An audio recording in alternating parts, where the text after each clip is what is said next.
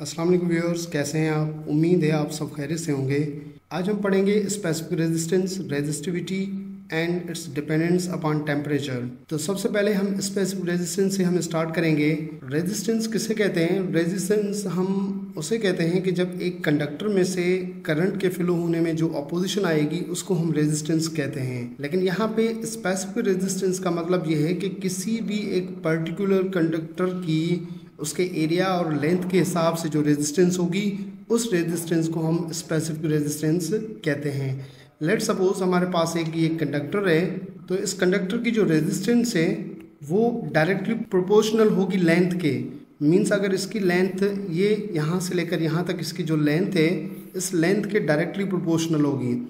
अगर लेंथ बढ़ेगी तो उसके साथ साथ रेजिस्टेंस भी क्या होगी? इंक्रीज होगी। इसका मतलब ये है कि जितनी आपके पास लंबी वायर होगी उतनी उसके अंदर रेजिस्टेंस भी क्या होगी? ज़्यादा होगी। मतलब ये कि लेंथ बढ़ेगी तो साथ साथ रेजिस्टेंस भी इंक्रीज होती जाएगी। ठीक है।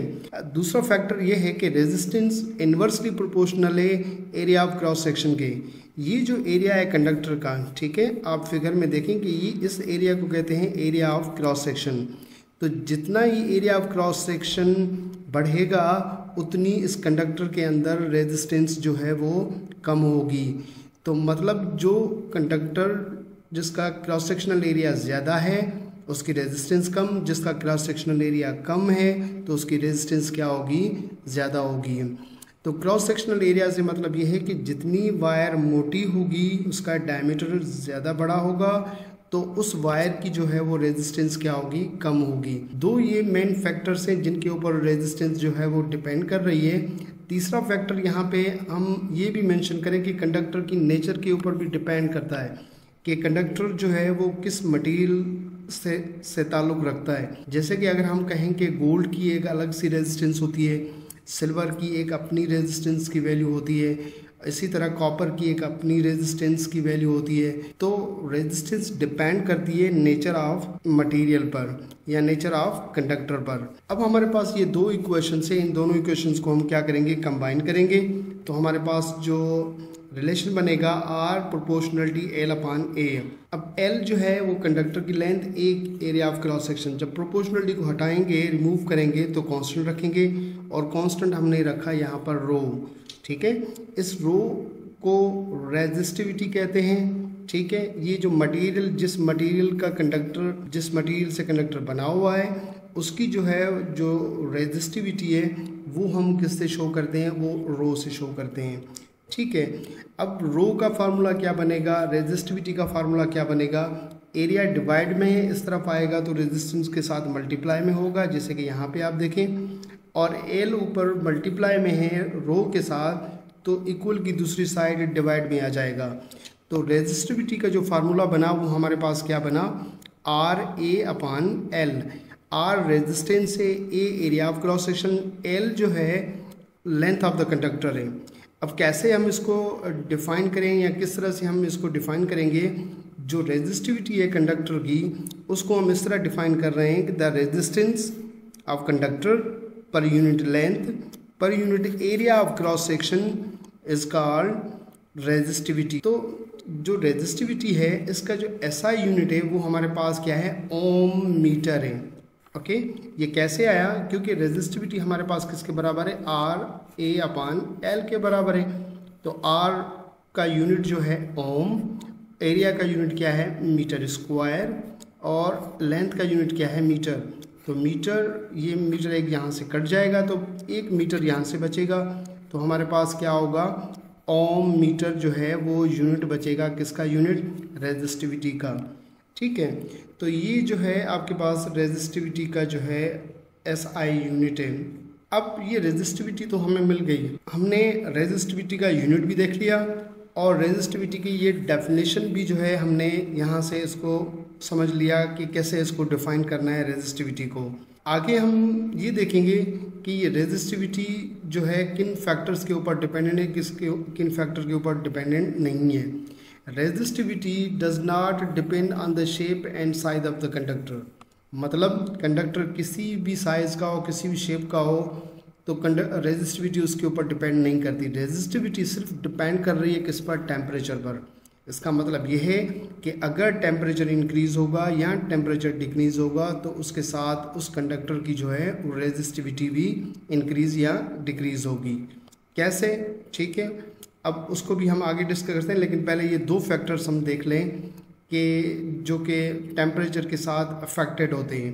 अब सबसे पहला फैक्टर ये है कि number of conduction electron per unit volume, मतलब कि इस कंडक्टर के वॉल्यूम के हिसाब से इसमें कंडक्शन इलेक्ट्रॉन का मतलब है free electrons per unit volume कितने हैं। And rate of collision between electron and ions, जो इलेक्ट्रॉन यहाँ से पास होंगे इस कंडक्टर में से, तो ये जो है इनको आइंस कहते हैं। आइंस कहें या आप इनको लैटिस एटम कहें, ठीक है। दूसरा नाम क्या मैं कहता हूँ इसको, लैटिस एटम, ठीक है। तो लैटिस एटम्स का इन इलेक्ट्रॉन के साथ क्या होगा, कोलिजन होगा। उस कोलिजन के ऊपर भी वो डिपेंड करता है कि वो रेजिस्टिविटी कितनी होगी, कितना कोलिजन होगा, ठीक है। दूसरा फैक्टर ये है कि at higher temperature the ions vibrate more energetically with larger amplitude. अब ये जो आइंस हैं इनको हम आइंस कह रहे हैं, ये आइंस जो हैं जैसे टेम्परेचर इंक्रीज़ होगा तो ये एनर्जी गेन करेंगे और एनर्जी गेन करने की वजह से इनकी वाइब्रेशन जो है वो इंक्रीज़ हो जाएगी, ठीक है। तो ये अपनी पोजीशन पर जो है वो क्या करेंगे, बहुत ज़्यादा एनर्जी के साथ वाइब्रेट करेंगे, बड़े एम्पलीट्यूड के साथ, ठीक है। This increase the more chance of collision with ions. इससे क्या होगा, इससे ये होगा कि कोलिजन के चांसेस बढ़ जाएंगे। जब इलेक्ट्रॉन्स यहाँ से फ्लो होंगे तो आइंस अगर वो वाइब्रेट कर रहे होंगे बड़े एम्पलीट्यूड के साथ, तो इन इलेक्ट्रॉन्स का इन आइन के साथ कोलिजन के चांसेस जो है वो इंक्रीज़ हो जाएंगे। जब कोलिजन के चांसेस इंक्रीज़ हो जाएंगे तो इट मीन्स यहाँ पे रेजिस्टेंस और रेजिस्टिविटी भी क्या होगी, इंक्रीज़ हो जाएगी। इन दो फैक्टर से क्या होगा, इन दो फैक्टर से ये होगा कि जो एवरेज वेलोसिटी है जिनको हम ड्रिफ्ट वेलोसिटी कहते हैं, keep in mind drift velocity क्या है, ये एवरेज वेलोसिटी है इलेक्ट्रॉन की एक कंडक्टर में से पास होने की। तो ये एवरेज वेलोसिटी कम हो जाएगी क्योंकि कोलिजन के चांसेस बढ़ जाएंगे, कोलिजन का रेट ज़्यादा हो जाएगा, तो जो वेलोसिटी होगी एवरेज वेलोसिटी वो कम हो जाएगी। इससे क्या होगा, करंट जो है कंडक्टर के अंदर डिक्रीज़ होगा। जब कंडक्टर के अंदर करंट डिक्रीज़ होगा तो hence resistance of conductor increase, तो कंडक्टर की रेजिस्टेंस भी क्या होगी, इंक्रीज़ हो जाएगी, ठीक है।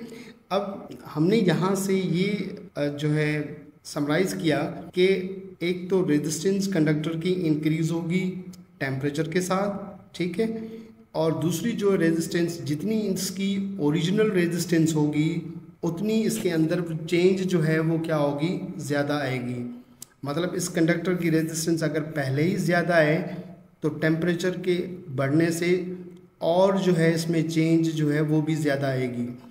तो change in resistance proportional, directly proportional किसके, इसकी अपनी रेजिस्टेंस के। दूसरा रेजिस्टेंस चेंज होगी किससे, चेंज इन टेम्परेचर से। तो इन दोनों रिलेशन को आप क्या करें, कंबाइन करें। तो कंबाइन करेंगे तो हमारे पास जो है वो delta R proportionality R naught delta T के, ठीक है। अब प्रोपोर्शनलिटी को हटाएं, तो प्रोपोर्शनलिटी को हमने हटाया तो यहाँ पे कांस्टेंट रखा अल्फ़ा, ठीक है। कीप इन माइंड ये कांस्टेंट कौन सा है, अल्फ़ा, ठीक। तो change in resistance is equal to the alpha R naught delta T. अब अल्फ़ा क्या है, अल्फ़ा को कहते हैं टेम्परेचर कोफिशिएंट ऑफ रेजिस्टेंस, मतलब ये रेजिस्टेंस का टेम्परेचर कोफिशिएंट है। टेम्परेचर कोफिशिएंट का मतलब ये है कि इसकी वैल्यू टेम्परेचर इंक्रीज या डिक्रीज होने से डिफरेंट मटेरियल के लिए क्या होगी, डिफरेंट होगी वैल्यू, ओके। कैसे डिफाइन करना है, डिफाइन इसको हम ये करेंगे R naught delta T multiply में इधर आएगा तो डिवाइड में होगा, जैसे कि यहाँ पे हमने रखा। तो अल्फ़ा किसके बराबर हुआ, delta R upon R naught delta T के।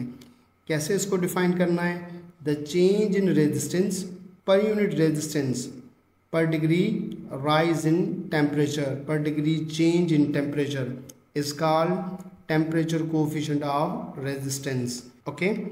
तो ये इसकी क्या हुई definition, the change in resistance per unit resistance पर डिग्री राइज इन टेम्परेचर, कितनी चेंज रेजिस्टेंस में आती है उसकी अपनी रेजिस्टेंस के हिसाब से, और टेम्परेचर के पर डिग्री राइज के हिसाब से कितनी रेजिस्टेंस में चेंज आती है उसको कहते हैं टेम्परेचर कोएफिशिएंट ऑफ रेजिस्टेंस।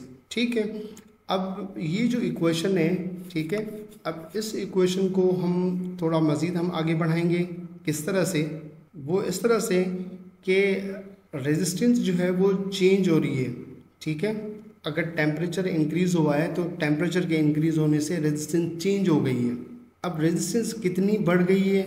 ठीक है, तो एट सम हायर टेम्परेचर पर रेजिस्टेंस कितनी होगी, कितनी चेंज आएगी, तो उसको हम यूँ लिखते हैं कि delta R is equal to R T minus R not.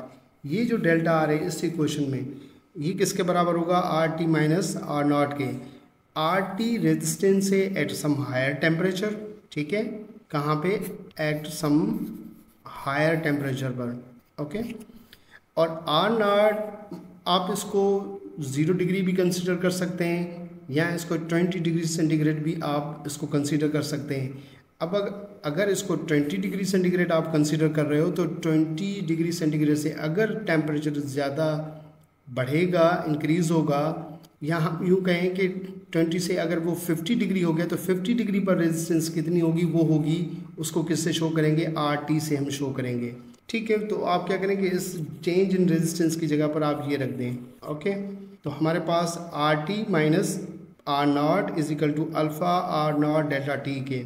Are naught minus का है, इधर आएगा प्लस का हो जाएगा, तो R naught plus alpha R naught delta T. अब आर नॉट और आर नॉट कॉमन ले लें तो R T is equal to R naught, यहाँ पे 1 आ जाएगा क्योंकि ये आर नॉट आपने कॉमन ले लिया तो इस वजह से यहाँ पे 1 हो जाएगा, और प्लस में अल्फ़ा डेल्टा टी होगा।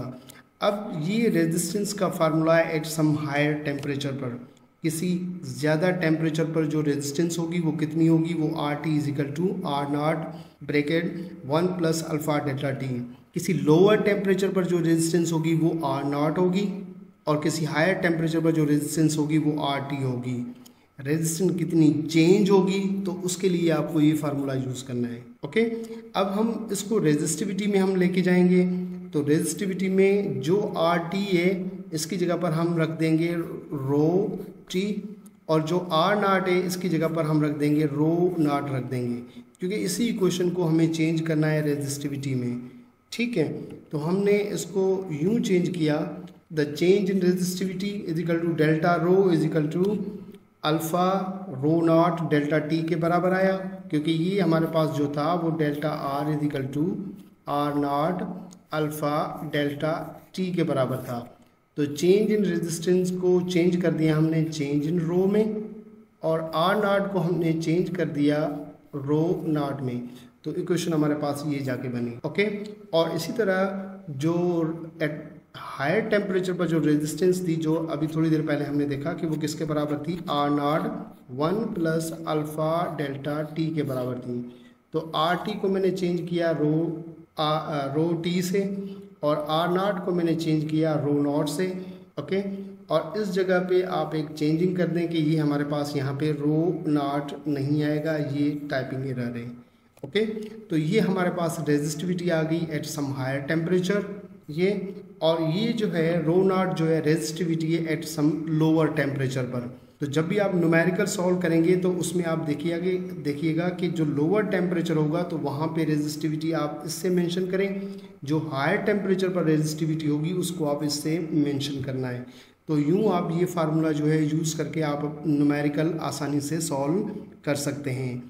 अब ये तो हमारे पास रेजिस्टिविटी मिल गई, हमने देखा कि वो टेम्परेचर के ऊपर वाकई में डिपेंड कर रही है, ठीक है। लेकिन हम कहते हैं कि डिफरेंट मटेरियल्स के लिए यहाँ पे क्या फैक्टर्स है। फॉर एग्जांपल सेमीकंडक्टर है। अब सेमीकंडक्टर के लिए क्या है कि टेम्परेचर कोएफिशिएंट ऑफ रेजिस्टिविटी, मतलब अल्फ़ा की जो वैल्यू है, ये जो अल्फ़ा है इसकी वैल्यू नेगेटिव होगी सेमीकंडक्टर्स के लिए। जैसे आपके पास सिलिकॉन है, जर्मेनियम है, ये सेमीकंडक्टर्स हैं, तो इनके लिए अल्फ़ा की वैल्यू नेगेटिव होगी। इसका मतलब ये है कि रेजिस्टिविटी कम होती जाएगी टेम्परेचर के बढ़ने से, इंक्रीज़ होने से, ओके। अब क्या मतलब इसका कि ये रेजिस्टिविटी कैसे कम होगी? टेम्परेचर बढ़ेगा। टेम्परेचर बढ़ेगा तो जो चार्ज कैरियर्स हैं जिनकी वजह से करंट बनता है, मतलब इलेक्ट्रॉन एंड होल्स, सेमीकंडक्टर की बात हो रही है, वो जो है पर यूनिट वैल्यू क्या हो जाएंगे, वो इंक्रीज़ हो जाएंगी जैसे वो टेम्परेचर बढ़ेगा, तो उससे रेजिस्टिविटी क्या होगी, कम हो जाएगी। अगर हम कंडक्टर्स की बात करें तो टेम्परेचर कोएफिशिएंट जो अल्फ़ा की वैल्यू है वो पॉजिटिव होगी। इसका मतलब ये है कि रेजिस्टिविटी बढ़ेगी टेम्परेचर के बढ़ने से। ओके, इसी तरह इंसुलेटर को अगर हम देखें तो इंसुलेटर में क्या होता है कि इंसुलेटर में अल्फ़ा की वैल्यू नेगेटिव होगी। ठीक है, इसका मतलब ये है कि जैसे जैसे टेम्परेचर बढ़ता जाएगा रेजिस्टेंस या रेजिस्टिविटी इंसुलेटर की वो कम होती जाएगी। दिस इज़ बिकॉज किस वजह से, हीटिंग एन इंसुलेटर, अगर इंसुलेटर को आप हीट करोगे तो वो इलेक्ट्रॉन को इनफ एनर्जी प्रोवाइड करेगा और उसके बॉन्ड को ब्रेक करेंगे और उससे इलेक्ट्रॉन क्या हो जाएंगे, फ्री हो जाएंगे, जिससे कंडक्टिविटी क्या होगी, इंक्रीज़ होगी। तो कंडक्टिविटी इंक्रीज़ होगी मतलब इलेक्ट्रॉन आसानी से वहाँ से फ्लो होंगे, तो रेजिस्टिविटी क्या हो जाएगी, डिक्रीज़ हो जाएगी। तो इंसुलेटर के लिए अल्फ़ा की value negative less than zero, conductor के लिए पॉजिटिव ज़ीरो से ज़्यादा, और सेमीकंडक्टर के लिए नेगेटिव मतलब वो भी ज़ीरो से कम होगी। तो आई होप कि ये आज का लेक्चर आपको अच्छे से समझ में आ गया होगा। अपना बहुत सारा ख्याल रखिएगा। Thank you very much. अल्लाह हाफिज़।